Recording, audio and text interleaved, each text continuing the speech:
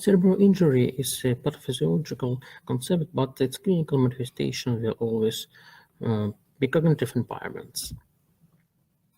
Let's start by understanding what cognitive impairments in the postoperative period are, and for this, let's turn to the most recent version of the classification. The slide shows how the classification has changed over the years.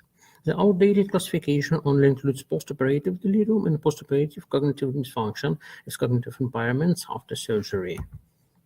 The new classification, which has been in effect since 2018, identifies more types of impairments: delirium, delayed neurocognitive recovery, postoperative neurocognitive disorders, and neurocognitive disorders. Interestingly, delirium can now be diagnosed not only within the first 3 days after surgery, as was previously the case, but within 7 days of the operative procedure. If we talk about the frequency of postoperative delirium, an article deserves attention in which results were divided by surgical types. Only neurosurgery was excluded from the studies since the operation was on the brain, and cardiothoracic surgery was also excluded because there are numerous factors that contribute to brain damage. On this slide, research on postoperative delirium in children undergoing cardiac surgery is presented. It can be seen that delirium is registered in more than half of the patients. However, it should be noted that the study included patients with all types of congenital heart defects, which could affect the results. It's not entirely correct to compare patients with, for example, septal heart defects and severe heart defects such as gyroplastic left heart syndrome. At the same time, there is opinion that delirium always manifests itself with active symptoms. But this is not the case. According to this study, delirium manifests itself in a hyperactive form without symptoms in 46% of pediatric patients. Therefore, routine use of delirium assessment scales is necessary to detect it. Regarding transfusion studies, at the same time. Regarding transfusion studies, the first mentions of it in scientific articles dates back to 1950, when it can be seen transfusion was indicated absolutely. Since then, a lot has changed, and now there are numerous studies devoted to transfusion. For example, the article presented on this slide states that a hemolytic rate below 24% during cardiopulmonary bypass is associated with cognitive deficits in the postoperative period. In another study, there was no differences in clinical outcomes when using restrictive and liberal transfusion strategies. There was no difference in blood lactate levels, length of hospitalization, or mechanical ventilation duration. In this case, perhaps it would be easier to become cases of chemical hypoxia and always use transfusion during operation in children.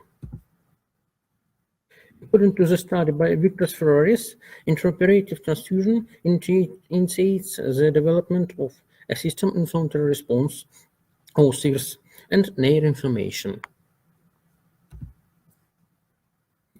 What does this mean clinically? You can see on the slide that clinical data shows transfusion provokes the development of postoperative delirium in children. It's important to note that anemia, except for critical anemia, is not associated with delirium. A clear example of this is a wide range of work describing successful clinical outcomes in cardiosurgical operation in children without transfusions, even when the children's body weight was below 4 kilograms. Our work also is there. In connection with this, we set the following goal for our work: to investigate the influence of transfusion on the development of cerebral damage during corrective surgery for congenital heart defects in children under conditions of cardiopulmonary bypass.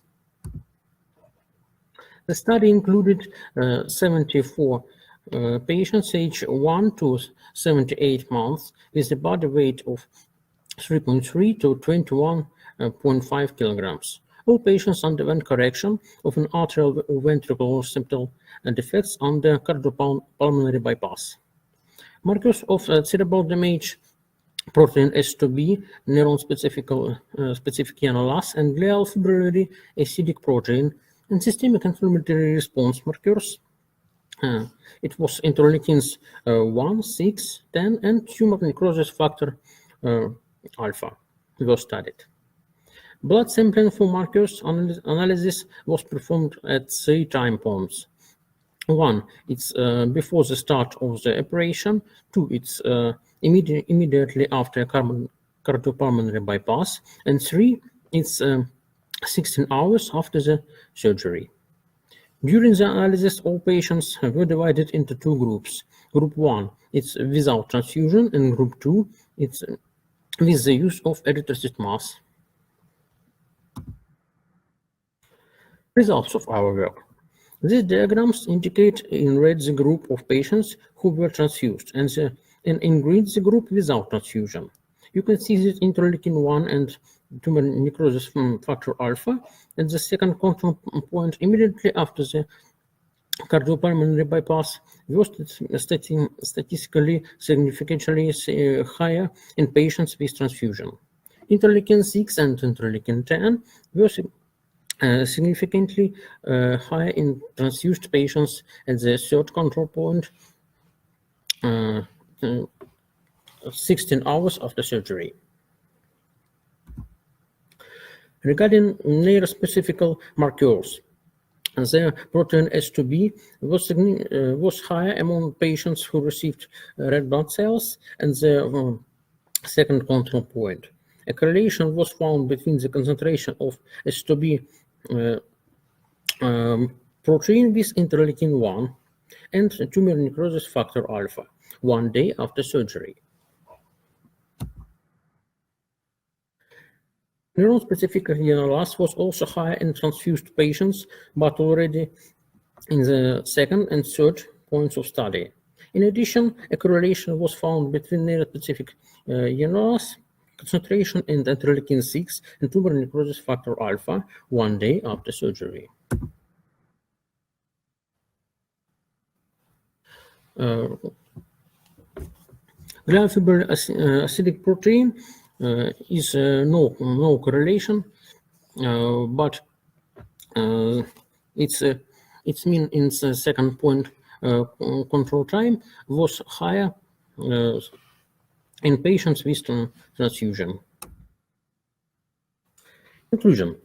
The strategy of refusing the use of erythrocyte mass during correction of septal heart defects in children after conditions of cardiopulmonary bypass is safe and effective in preventing cerebral damage.